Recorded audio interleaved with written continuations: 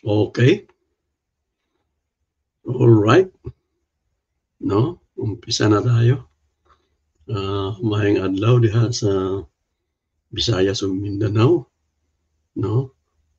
Magandang araw din sa Luzon, no? Sa Katagalugan.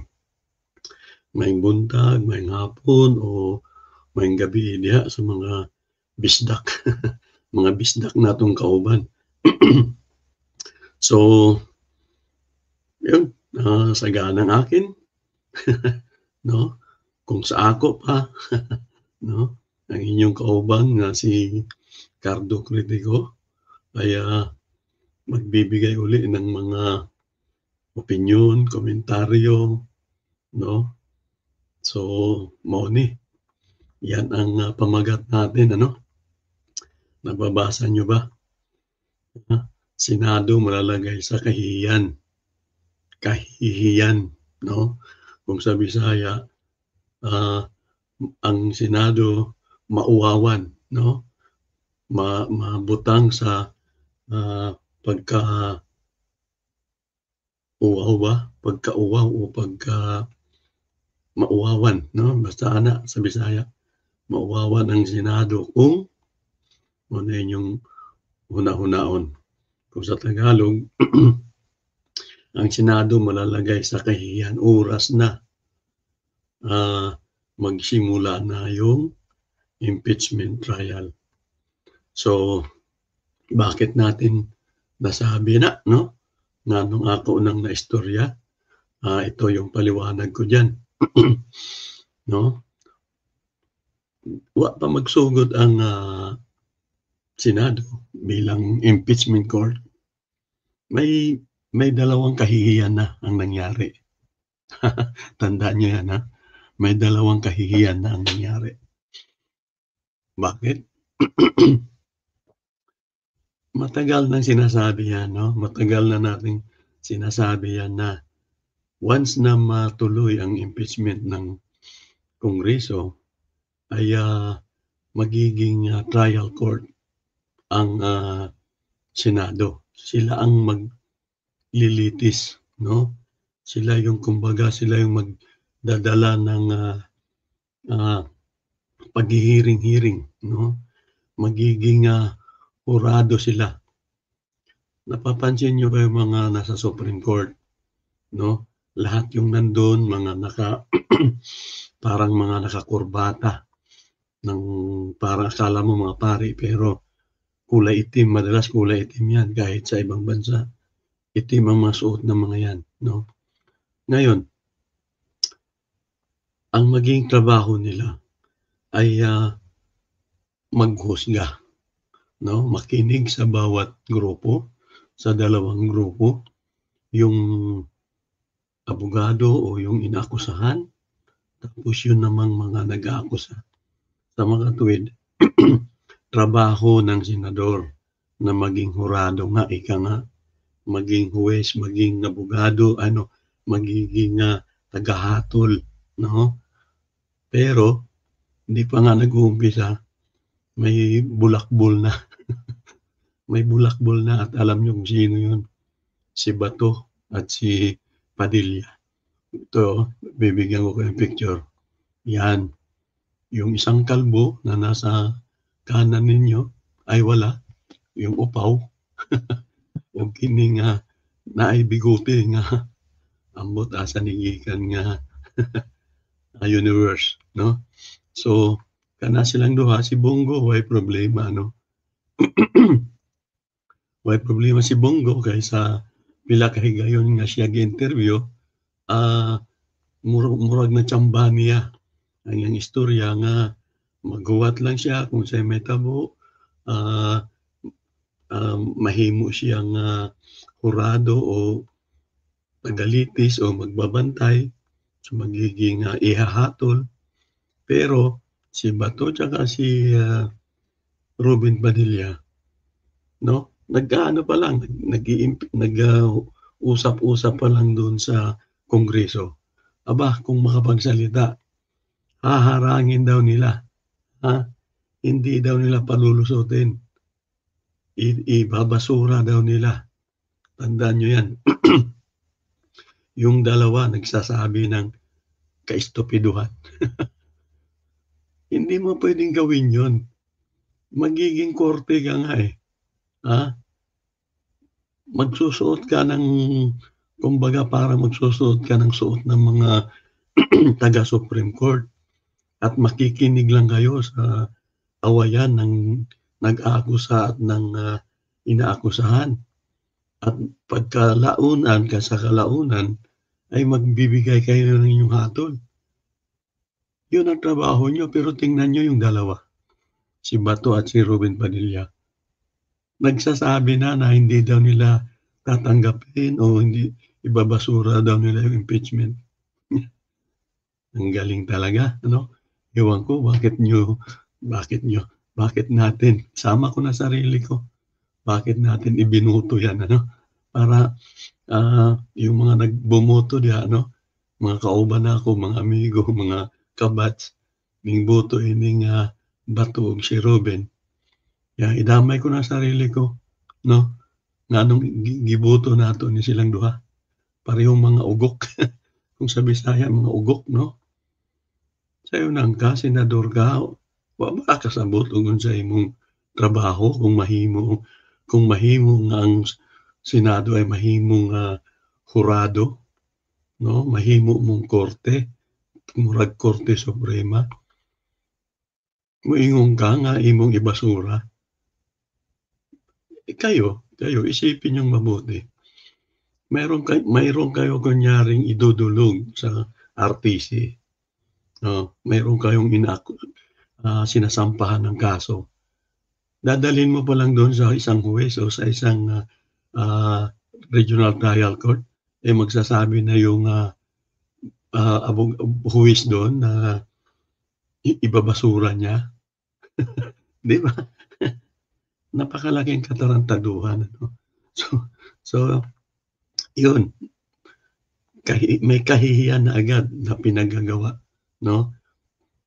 Kahit nagsabi pa si Chis Escudero na maging mapagmatyag ang mga senador, magiging magdahan-dahan sa pagsasalita dahil kayo ay magiging hurado balang araw kapag magsimula na yung impeachment trial. Aba, si Bato at si Padilla mukhang hindi na inform ng kanyang mga sweldadong mga staff. No? Kasi diyan lang naman sila kumukuha ng utak sa mga binabayaran nilang tauhan. Dahil silang dalawa halata mo talagang walang alam, no? So, palagpasin na natin yung dalawa. Tandaan nyo lang yun na ganun ang ginawa nila. Ngayon, nagpalakpakan yung mga DDS, no? Nung sinabi nitong si Chis Escudero na madidelay dahil wala na nga kumbaga parang nasa bakasyon na yung Kongreso. Mababang kapulungan tsaka mataas na kapulungan, Congress at Senate. So, sabi pa nga, ay parang nagkaroon na ng, ano bang tawag nun? Parang nagkaroon ng suggestion o programa man o plano man na tawag nun, junto na, babalik. Bagamat may sinasabing mga batas na pwedeng mag-espesyal, no? Pwedeng magkaroon ng espesyal na pagpupulong-pulong o pagharap-harap uli. Bagamat nasa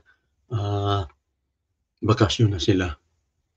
Kung lagi kayong nanonood sa balita, sinasabi yan, no? Sinasabi ng mga eksperto sa batas na pwedeng magkaroon ng espesyal session kahit pa diniklara ng adjourn na o nasa pagtigil o nasa bakasyon na. So ito na, no? Tuwang-tuwa yung mga DDS. Naghiyawan sila sa galak dahil ang tagal daw, Junto pa daw masisimulan. Ipagpalagay na lang natin yung kanilang, kasiyahan. May nakita ako sa Facebook, mukhang, bakla siya na napakaputi niya 'no. Bata-bata pa, siyempre mga nasa 20s. Grabe kung makahalakhak dahil tuwang-tuwa siya na, "Oh, ano kayo ngayon, Franz Castro, basura kayo ngayon, Junto pa." 'No? So, inasar niya ng gusto yung ewan ko ba bakit si Franz Castro ang pinag-initan niya. Pero gano'n pa man, tuwang-tuwa siya at, sa Junto pa daw at, mapapalitan daw yung component 'no, yung bumubuo ng Senado. So, ipagpalagay na lang natin 'no, ipagpalagay na lang natin na kahit na, ah, mapalitan 'no, magkaroon ng mga karagdagan o may mga pagbabago sa mga nakaupo. Dahil kunyari mananalo si ganito, pakita ko lang sa inyo.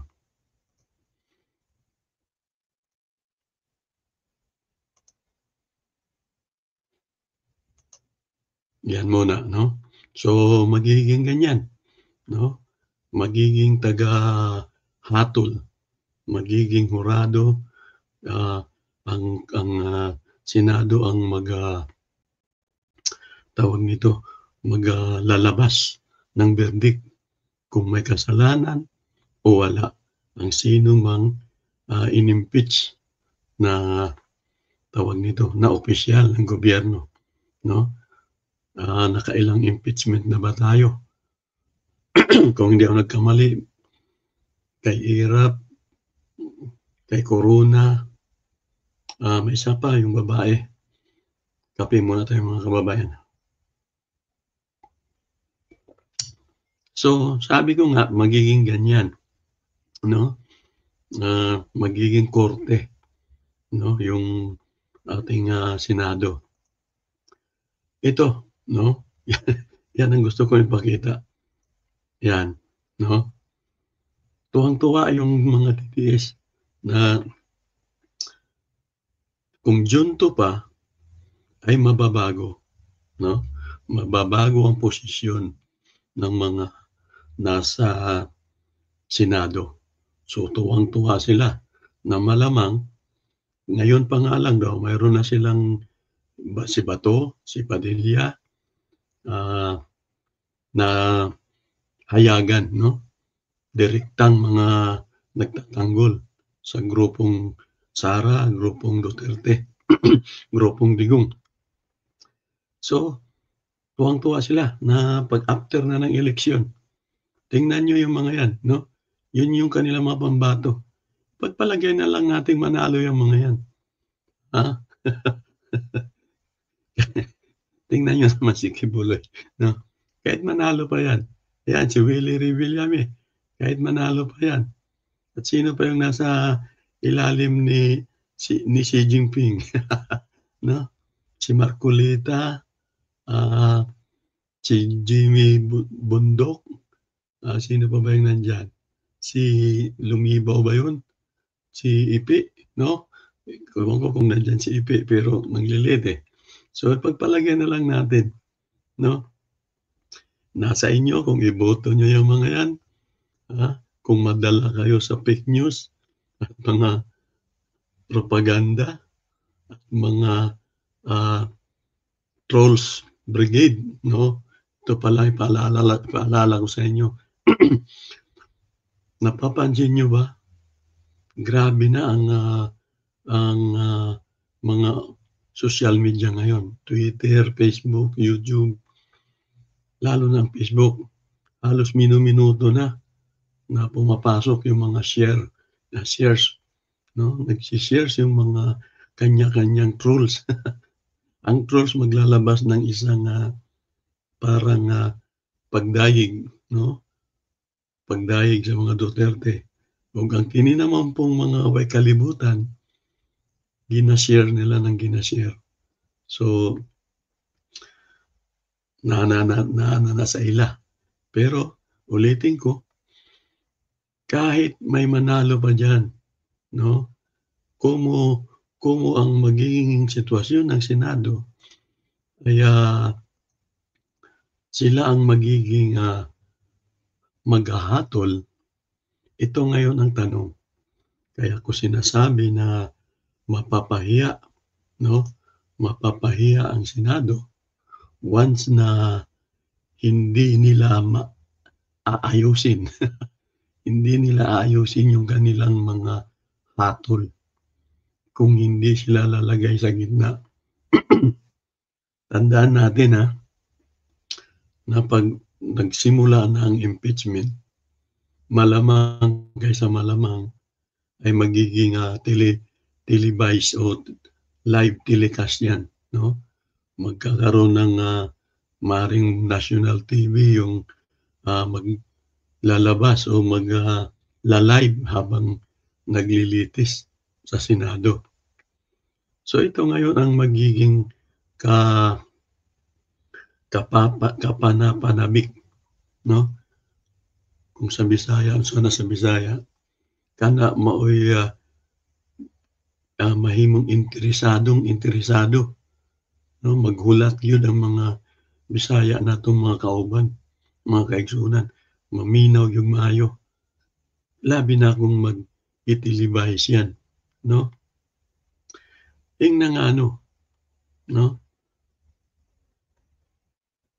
Once na ang mga ebidensyang ibinato, ang mga testigo, mga yung testigo at mga ebidensya ng mga nag-akusa, no? Mula sa mga abogado at ano bang tawag nun, yung prosecutor na galing sa Congress, no? At siyempre yung mga inakusahan na si Sara ay kukuha din niya ng mga abogado niya. Wala namang pinag-iba yan nung panahon ni Hirap, tandaan niyo yan. So ang problema lang na malaki ng Senado, kung pagdating ng buong proseso ng mga hearing ay napakabigat ng mga ebidensya laban kay Sara. Yun ang magtutulak sa sambayan ng Pilipino. Sa lahat ng mga nagbabantay, sa lahat ng nagmamasid, kaya sabi ko nga sa baba, magmamasid ang mayoryang Pilipino sa impeachment trial na yan. At once na ay alam nyo naman tayo ng mga Pilipino, sensitibo tayo dyan, no? Natin, marami kahit papano, kahit maraming, kung sa Bisaya pa kahit maraming bugo ng mga Pilipino, daghan pagyapon ang kamao mo balanse, kamao mo kung sa maminsar, no? Kamao mo analisa, no? So pag nakita nila ang napakaraming ebidensya, napakadaghang sayop si Sara Duterte. Unsaon na lang kung pag-abot sa pinakadulo ay moingon ang Senado nga acquitted, no? Walang kasalanan. Yun ang sinasabi ko. Malalagay sa kahihiyan ang Senado. Kahit nandyan sila, kahit manalo pa sila Kibuloy, na alam ko namang hindi mananalo. Kahit manalo pa yan sila, na alam ko rin namang hindi mananalo. So kahit dumami pa yung mga kakampi ni Sara dyan, oras, no? Tandaan nyo yan. Oras na ang mamamayan na mismo na nakikinig sa magaganap na impeachment ay 100% o 90% na kumbinsido na may mali si Sara Duterte at binaliktad ng mga Senado ang hatol, yun ang masamang mangyayari, no? Isusuka sila ng buong Pilipino, ng mayoryang Pilipino. Unang-una, ipakita na lang natin yung mga Kasi marami yung mga tinatawag nilang, articles 'no, article sa ano ba yun, impeachment article 'no, 7 yata yun. Ang natatandaan ko na lang na yung pinakauna, lalo na yung pinakahuli na impeachment, court impeachment, ano bang tawag nun, yung pinirmahan ng 215 na ngayon ay umabot na sa 240 something 'no. Ay yung, una dun yung, pagbabanta, ah, yung pagbabanta ni Sara Duterte. Napakahirap nun idepensa, alam niyo ba yun? Napakahirap nun idepensa, dahil ito ayan magbibigay ako ng parang picture lang yan na parang parang pareho nga sila ng ugali 'no, yung mag-ama nga sila. Kasi tingnan niyong mabuti bagamat hindi na natin pag-usapan sana yung ama, pero yung ama minsan ay nagsabi din yan, ah, sa mismong, telebisyon, ah. Babasahin ko yung nakasulat bagamat medyo malabo ano. "The Armed Forces of the Philippines, alam ninyo may drug addict tayo na presidente." So nag-aakusa siya diyan. After ng ilang mga araw, linggo, nung i-interview na siya, pero kung sasabihin ganito na ang statement niya, pero kung sasabihin mo, ito yung parang tinatanong na siya 'no, ng isang reporter. Pero kung sasabihin mo, "Adik," wala akong sinabing gano'n. So, kita na agad 'no. Itong anak, 'yan, ito yung kaso ni Sarah, yung kanyang naglilisik na mata 'no, na parang, madaling araw yata yun, doon sa opisina ng kanyang kapatid 'no. Naglabas siya ng, nag-live ano siya dun, yung parang Facebook yata yun or sa YouTube. Sinabi ko sa kanya, ito yung kanyang statement, isa sa maiksi niyang statement. Sinabi ko sa kanya, ang pinapatungkulan niya dito yung kanyang kausap daw na, hired killer. 'Pag pinatay ako, patayin mo si BBM, si Lisa Araneta, at si Martin Romualdez. No joke, no joke. Talagang nanlilisik ang mata at dinugtungan pa ng no joke, no joke. Pero pagkatapos ng ilang buwan, nung isang araw, ito na yung sinabi niya nung magbigay siya ng press release o statement 'no, nagbigay siya ng Vice President statement nung sa harap. Humarap siya sa mga reporter. Ayan na, "I did not make an assassination threat to the President." Wow! Kayo 'no, kayo na mismo ang kung tutuusin wag na tayo mag-antay sa impeachment kung puwede nga lang, puwede na kayong humatol, 'no? Yan yung problemang malaki diyan.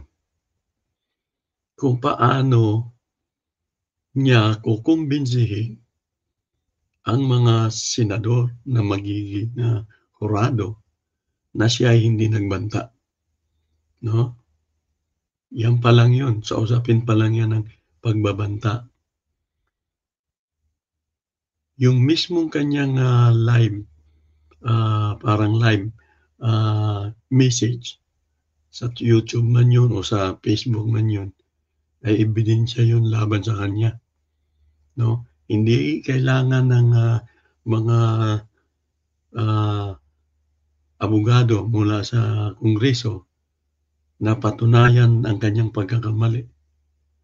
Halos hindi na sila kukuha ng kung ano-anong sino-sinong mag, patunay kung hindi yung mismong, video pa lang na yun.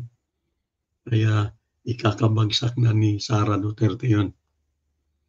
Pangalawa, yung usapin nung panunuhol nung nasa DepEd siya. Alam niyo napakahirap din kahit pa sino pang kunin niya diyan, 'no, na abogado niya. Kahit gawin niya pa yung alam mo yung salita ni Luistro ano, yung, congresswoman ng Batangas. Sa totoo lang parang, ah, sinusulsulan niya pa yung panig ng mga ni Sara, na sige kunin mo yung tatay mo, eh, kung talagang bilib ka diyan sa tatay mo, kunin mo. Pero sa totoo lang, sabi nga ni Luistro sa pagkaintindi ko sa sinabi ni Luistro, magandang, maging abogado ni Sara itong si Duterte, yung ama. Alam niyo kung bakit? Doon pa lang sa hearing sa Congress ng Quadcom ay makailang beses ng, nagkamali yung si Duterte doon, si Digong, 'no? Nagbigay siya ng mga pahayag na magiging ebidensya din laban sa kanya.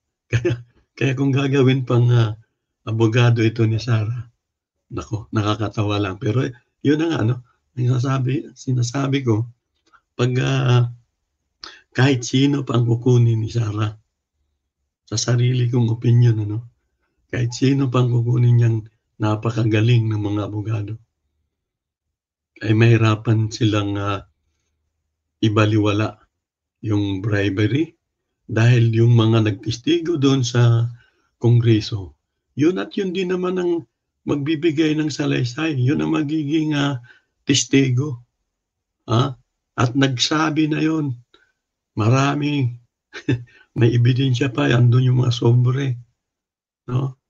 Kaya anumang gawin ng mga vlogger, ng mga DDS, kahit na anong hugas ang gagawin nila sa kagaguhan o sa, kalokohang ginawa ni Sara, hindi mababawasan, 'no?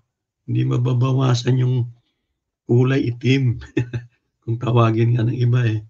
Kahit na anong, pagtatago niya sa tinta ng pusit, ng, tinta na kulay itim, lalabas at lalabas din yung kanyang mga katiwalian, 'no?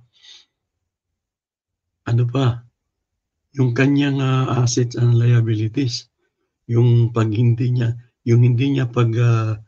bigay ng tamang, listahan ng kanyang mga ari-arian. 'Pag nagsimula na yung, hearing, may panahon na o may karapatan na tawagin yung mga nasa bangko, yung AMLAC, 'no? At, isa-isahin na yung ganiyang mga bank account dahil magiging ebidensya yun, eh. Kung mali ba na siya ay, may inilihim, 'no, obligado na siya ngayong ipakita yun at may karapatan na rin yung kabilang panig, yung nag-aakusa na humingi ng mga kopya ng kanyang mga bank account. At huwag niyong sabihin na ang taong bayan na makikinig at manonood ay hindi nila malalaman once na uungkatin na, 'no, yung kanyang mga assets, 'no, yung kanyang mga ari-arian na pilit niyang itinago. At kung mangyari ang mga iyon, 'no, ano pa bang iba? Yung kanyang mga confidential fund, 'no, yung kanyang, parang isa pa sa mga articles na pinag-usapan yung pagiging, hindi niya karapat-dapat na maging busy. Dahil tila may kakaiba talaga sa kanyang, ano bang tawag nun, mentalidad, 'no? May mental illness, marami na ang nagsasabi mukhang may mental illness, 'no? Kaya once na pinag-usapan na yun sa, trial, napakabigat nun, 'no? Kahit ako bilang, simple niyong, amigo, kaibigan, na si Carlo Critico, ay sinasabi ko na, 'no, na napakahirap lusutan. At huwag kayong matakot, no? Yung naniniwala na may kahihinatnan, no? Mayroong maayong mahitabo once na matapos ning trial, no? Magbabayad ang mga may kasalanan, no? At kung ang hinuha nyo ay katulad ng hinuha ko, ibig sabihin yung aking nakinikinita na may magkatulad tayo, napakalakas ng loob ko sabihin na kahit pa magkaroon ng mga dagdag na senador na makasara,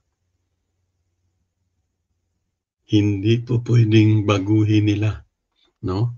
Hindi po pwedeng babaguhin nila ang kanilang magiging hatol, no? Malalagay sila sa kahihiyan once na babaguhin nila yung hatol nila at papabor sila sa mga may mali, no? Yan, nagbibigay lang ako ng isa pang picture, no? Yung kanyang pagbabanta noon, no? Kalaban niya sarili niya, no? Kasi kahit nasabihin niya ngayon na I did not make an assassination threat to the president, ipapakita lang ng mga nag-aakusa yung kanyang video, ay wala na. Tapos ng sultada, no? So,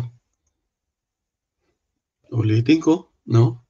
Tandaan nating lahat, kahit sino pang manalo dyan, ngayong Mayo, no? Kung sakaling hindi talaga maumpisahan, ngayong Marso at Abril, yung impeachment, kahit matapos pa ang eleksyon at may bagong mga senador, magiging maingat sila sa paghuhusga dahil kahihiyan ang abutin nila once na ang mga ebidensya ay nagsasabi na may nagkamali pero palalabasin nila o magdidesisyon sila ng acquitted o acquit o walang kasalanan, napakalaking kaguluhan, no? Tingin ko yun ang totoong magkaroon ng kaguluhan. Walang pinag-iba yan sa mga nagdaang tulad ng panahon ni Erap, no? Majority ng mamayang Pilipino ay humatol na, no? Humatol na kahit hindi binuksan yung sobre na katago-tago ng grupo ni Erap, no? Ay humatol na ang sambayan ng Pilipino na guilty si Erap. Ganito rin ang mangyayari sa impeachment ni Sara. Mahirap kasing lusutan, no? Napakahirap lusutan yung mga akusasyon sa kanya. Kahit pa kumuha sila ng milyong trolls sa Facebook at YouTube, no? Pag once na mag-hearing na yan at lalabas na yung mga testigo at mga ebidensya, wala na, tapos na ang boxing. Okay, maraming salamat, no? Mga kababayan, mga kaigsunan, maraming salamat. Paki-share, paki-comment, no? Paki-like at paki-subscribe, no? Sa ating Cardo Kritiko, sa aking Cardo Kritiko YouTube channel. Thank you.